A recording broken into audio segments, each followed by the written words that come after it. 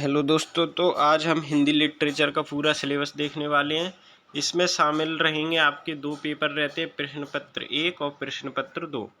तो प्रश्न पत्र 1 का सिलेबस देखेंगे, फिर प्रश्न पत्र 2 का। प्रश्न पत्र 1 में दो खंड शामिल होते हैं। पहला है खंड क। खंड क में पूछते हैं हिंदी भाषा और नागरी लिपि का इतिहास। ठीक है, तो इसमें कहाँ से शुरू करना है अपन को? हिंदी भाषा का इतिहास। तो अपभ्रंश,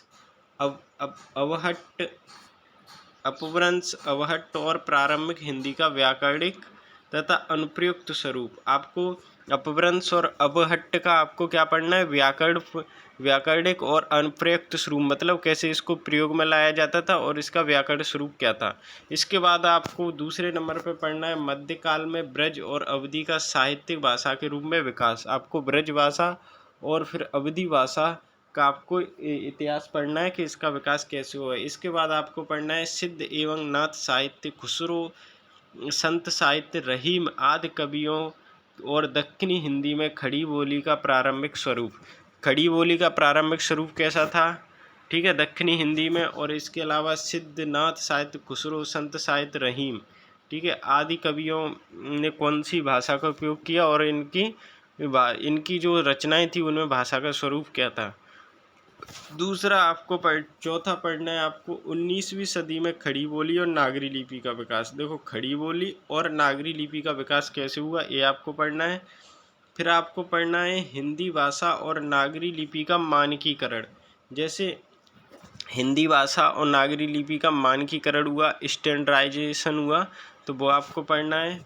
6 नंबर पे आपको पढ़ना है स्वतंत्रता आंदोलन के दौरान राष्ट्रभाषा के रूप में हिंदी का विकास। मतलब स्वतंत्रता आंदोलन से में कैसे हमारी जो भाषा थी वो एक राष्ट्रभाषा बन गई।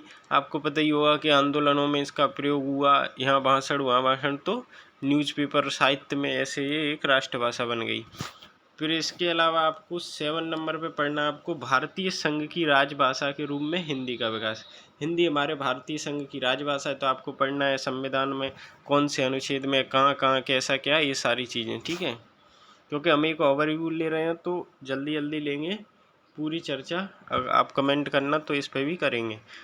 8 नंबर हिंदी भाषा का वैज्ञानिक और तकनीकी विकास। देखो, किसी भी भाषा का वैज्ञानिक और तकनीकी विकास ऐसे होता है कि उसमें जो वैज्ञानिक और तकनीकी शब्दावलियाँ शामिल हो जाती हैं। जैसे आज हम MBBS वगैरह डॉक्टर इंजीनियरिंग के लिए हिंदी भाषा का प्रयोग कर सकते हैं क्योंकि उसमें पर्याप्त शब्दावली हैं। ठीक है, जैसे आप समझ सकते हो, जैसे हम बोल रहे हैं वैन को हिंदी में क्या कहते हैं, तो उसके लिए हिंदी शब्दावली नहीं है। ऐसे ही जो वैज्ञानिक और तकनीकी विकास कैसे हुआ, कैसे, तो ये आपको पढ़ना है।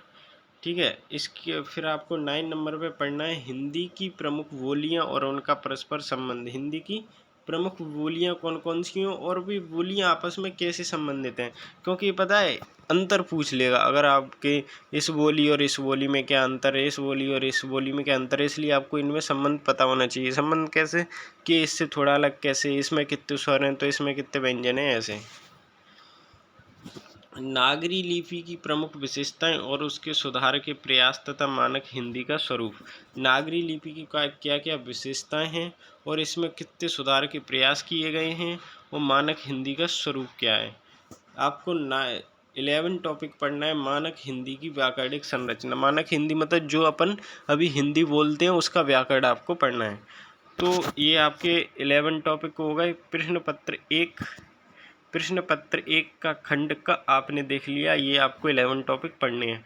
अब अपन चलते हैं खंड खंड ख में पढ़ना है आपको हिंदी साहित्य का इतिहास। हिंदी लिटरेचर, हिंदी में जो लिटरेचर लिखे गए उनका इतिहास आपको पढ़ना है। इसमें कौन कौन से क्या क्या कवि पढ़ना है आप देख सकते हैं। पहला है हिंदी साहित्य की प्रासंगिकता, महत्व, हिंदी साहित्य की इतिहास लेखन की परंपरा। तो ये बहुत इम्पोर्टेंट नहीं है, 1 स्टार आप इसको दे सकते हैं, लेकिन आपको हाँ पढ़ना है हिंदी साहित्य की प्रासंगिकता। जैसे अभी जो हिंदी लिटरेचर है, हिंदी में जो कविताएं लिखी जाती हैं, निबंध लिखे जाते हैं, तो उनकी क्या प्रासंगिकता है। क्या अभी भी लोग कविताएं, निबंध, कहानियाँ पढ़ते हैं कि नहीं पढ़ते हैं? अगर पढ़ते हैं तो फिर उनकी क्यों प्रासंगिकता है, क्यों ज़रूरी है। ठीक है, आप लिख सकते हो कि समाज को जागरूक करने के लिए, सब करने के लिए आज भी कवि कविताएं वगैरह लिखते हैं। ठीक है, तो इसलिए प्रासंगिकता है। दूसरा टॉपिक है हिंदी साहित्य के इतिहास के निम्नलिखित 4 कालों की साहित्यिक प्रवृत्तियाँ।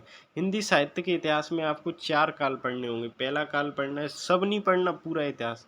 4 काल, आदि काल, भक्ति काल, रीति काल और आधुनिक काल, ये 4 काल आपको पढ़ने हैं। आदि काल में भी आपको सिद्ध साहित्य पढ़ना है, नाथ पढ़ना है, रासो साहित्य पढ़ना है।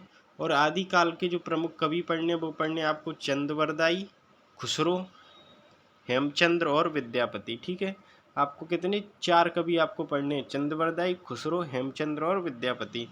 और साहित्य में सिद्धों का साहित्य, नाथों का और रासो साहित्य, ये आपको 3 साहित्य पढ़ने हैं। फिर भक्ति काल में आ जाइए। भक्ति काल में आपको पढ़नी है संत काव्य धारा, जैसे उसमें आ जाएंगे आपके कबीरदास हैं, ठीक है, और रैदास हैं, गुरु नानक हैं, ये सब संत काव्य धारा में आ जाएंगे। फिर सूफी काव्य धारा, सूफी काव्य धारा में प्रमुख कवि जैसे इसके कवि भी हम नीचे देखेंगे। ठीक है, सूफी काव्य धारा में जैसे अपन पढ़ते हैं जायसी, ये जो सूफी कवि हैं वो। फिर कृष्ण भक्ति काव्य धारा में जैसे सूरदास हैं। राम भक्ति काव्य धारा में प्रमुख कवि राम तुलसी हैं। जैसे आपको कौन कौन से कवि पढ़ने हैं भक्ति काल में, तो कबीर पढ़ने हैं, जायसी पढ़ने हैं, सूर पढ़ने हैं और तुलसी पढ़ने हैं, प्रमुख कवि हैं। रीति काल, रीति काल में 3 धाराएं हैं, रीति काव्य, रीतिबद्ध काव्य, रीति मुक्त काव्य, और इसमें एक और शामिल नहीं है, वो है रीति इतर काव्य। कौन सा है? रीति इतर काव्य। रीति इतर काव्य 4 हैं, आप लिख लेना, रीति काव्य, रीतिबद्ध काव्य, रीति मुक्त काव्य और एक है रीति इतर काव्य। रीति इतर काव्य में आपको बस इतना पढ़ना है, रीति इतर काव्य क्या है, उस पर टिप्पणी आ जाती है तो आप लिख सको। ठीक है, और इसमें प्रमुख कवि कौन कौन से हैं? केशवदास, बिहारी लाल, पद्माकर, घनानंद। अब आ जाइए आधुनिक काल, क्योंकि ये कवि में से जो जैसे कि बिहारी हैं, इनमें बिहारी पे प्रश्न पत्र 2 में व्याख्या आ जाती, तो वो अभी देखेंगे अपन आगे। आधुनिक काल, आधुनिक काल में पहले आधुनिक काल में आपको नवजागरण पढ़ना है, गद्य का विकास कैसे हुई ये पढ़ना है। भारतेंदु मंडल के प्रमुख कवि भारतेंदु हैं, बालकृष्ण भट्ट हैं, प्रताप नारायण मिश्र हैं, ये आपको पढ़ने हैं। फिर आधुनिक हिंदी कविता की प्रमुख प्रवृत्तियाँ क्या थीं? जैसे छायावाद, प्रगतिवाद, प्रयोगवाद, नई कविता, नवगीत, समकालीन कविता, जनवादी कविता, ये आपको पढ़ना है। इसमें प्रमुख कवि कौन कौन से आधुनिक काल में? तो मैथिली शरण गुप्त हैं, जयशंकर प्रसाद हैं, सूर्यकांत त्रिपाठी निराला हैं, महादेवी वर्मा हैं, रामधारी सिंह दिनकर हैं, सच्चिदानंद हीरानंद वात्स्यायन अज्ञे हैं, गजानंद मुक्ति बोध हैं और नागार्जुन हैं। फिर इसके बाद आ जाओ कथा साहित्य। अब हमने देख लिया हिंदी साहित्य के इतिहास में आपका जो इम्पोर्टेंट कवि थी वो सब देख लिए। अब आ जाइए कथा साहित्य। कथा साहित्य में आपको कथा मतलब कहानी वगैरह में, कहानी वगैरह में आपको उपन्यास और यथार्थवाद पढ़ना है। हिंदी उपन्यासों का उद्भव और विकास, ठीक है। प्रमुख उपन्यासकार में प्रेमचंद्र, जैनेन्द्र, यशपाल रेणु, भीष्म साइनी, ठीक है। और इनके उपन्यास कौन कौन से, ये इसकी भी एक वीडियो बनी हुई है, आप देख सकते हैं, ठीक है। हिंदी कहानी का उद्भव और विकास, हिंदी कहानी का कैसे उद्भव हुआ और विकास हुआ, उपन्यास का कैसे उद्भव हुआ और विकास हुआ। प्रमुख कहानीकार प्रेमचंद, जयशंकर प्रसाद, सच्चिदानंद, हीरानंद वात्स्यायन अज्ञे, मोहन राकेश और कृष्णा सुबुद्धि, ये प्रमुख कहानीकार आपको पढ़ने हैं। अब आ जाइए नाटक और रंगमंच। नाटक, हिंदी नाटक का उद्भव और विकास आपको पढ़ना है। प्रमुख नाटककार में भारतेंदु हैं, जयशंकर प्रसाद हैं, जगदीश चंद्र माथुर हैं, रामकुमार वर्मा हैं, मोहन राकेश हैं। और हिंदी रंगमंच का विकास, ये नाटक में हो गए। अब आ जाइए आलोचना। आलोचना में हिंदी आलोचना का उद्भव और विकास, सैद्धांतिक, व्यवहारिक, प्रगतिवादी, मनोविश्लेषणवादी आलोचना और नई समीक्षा। प्रमुख आलोचक रामचंद्र शुक्ल जी हैं, द्विवेदी हजारी प्रसाद द्विवेदी जी हैं, रामविलास शर्मा और नगेंद्र हैं। हिंदी गद्य की अन्य विधाएं, जैसे अन्य विधाओं में ललित निबंध, रेखा चित्र, संस्मरण, यात्रा वृत्तांत पढ़ने हैं। तो ये हो गया प्रश्न पत्र 1 का पूरा सिलेबस। अब देख लेते हैं प्रश्न पत्र 2 का सिलेबस। प्रश्न पत्र 2 में व्याख्याएं आती हैं, व्याख्या वाला पेपर होता है, तो इसको अपन देख लेते हैं कहाँ कहाँ से व्याख्याएं आती हैं। जैसे खंड का, खंड इसमें ये भी 2 खंडों में रहता है, खंड का और खंड का।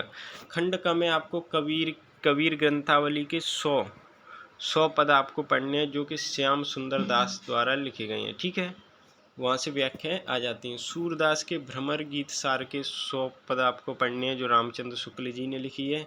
तुलसीदास के रामचरितमानस का सुंदरकांड और कवितावली का उत्तरकांड आपको पढ़ना है। पूरी कवितावली नहीं पढ़नी, केवल उसका उत्तरकांड। ठीक है, सिलेबस पे बिल्कुल बारीकी से ध्यान दें, उतना ही पढ़ें जितना लिखा है। जायसी की पद्मावत में सिंगलदीप खंड और नागमती का वियोग खंड, ये इम्पोर्टेंट है, श्याम सुंदर दास द्वारा लिखे गए हैं, यही पढ़ने हैं। बिहारी की रत्नाकर में भी आरंभिक 100 दोहे पढ़ने हैं जो जगन्नाथ दास रत्नाकर ने लिखी हैं। मैथिली शरण गुप्त की भारत भारती से व्याख्या आ सकती है। जयशंकर प्रसाद की कामायनी के चिंता और श्रद्धा सर्ग, उसमें बहुत सारे सर्ग हैं, आपको केवल चिंता और श्रद्धा सर्ग ही पढ़ना है।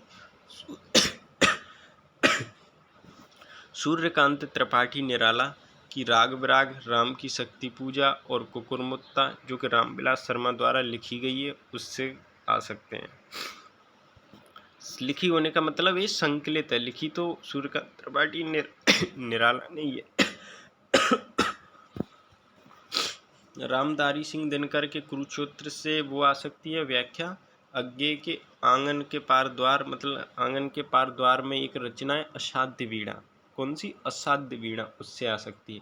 पूरी आंगन के पार द्वार नहीं पढ़नी है, केवल असाध्य वीणा से व्याख्या आ सकती है। ठीक है, मुक्ति बोध की ब्रह्म राक्षस से आ सकती है। और नागार्जुन के बादल को गिरते देखा है, अकाल और उसके बाद और हरिजन गाथा। अब खंड ख में आती है गद्य से व्याख्या। गद्य में क्या क्या पढ़ना है? भारतेंदु की भारत दुर्दशा आपको पढ़नी है। आप सोचते हो कौन से नाटक पढ़ूं, कौन से उपन्यास पढ़ूं, तो ये अब देख लीजिए। ठीक है, मोहन राकेश के आषाढ़ का एक दिन, एक नाटक है। रामचंद्र शुक्ल की चिंतामणि कविता क्या है, चिंतामणि क्या है, एक निबंध है, और इसमें भी आपको 2 टॉपिक पढ़ने हैं, कविता क्या है और श्रद्धा और भक्ति। यहाँ से व्याख्या आएगी क्योंकि वो मेंशन है सिलेबस में। निबंध निलय डॉक्टर संपादक इसके डॉक्टर सत्येंद्र बालकृष्ण भट्ट, प्रेमचंद गुलावरा, इन सब की इसमें रचनाएं, तो निबंध निलय आपको पढ़ लेनी है, इससे व्याख्या आ सकती है। प्रेमचंद्र का गोदान, ठीक है, और उनकी सर्वश्रेष्ठ कहानियाँ जिनके संपादक है अमृत राय। ठीक है,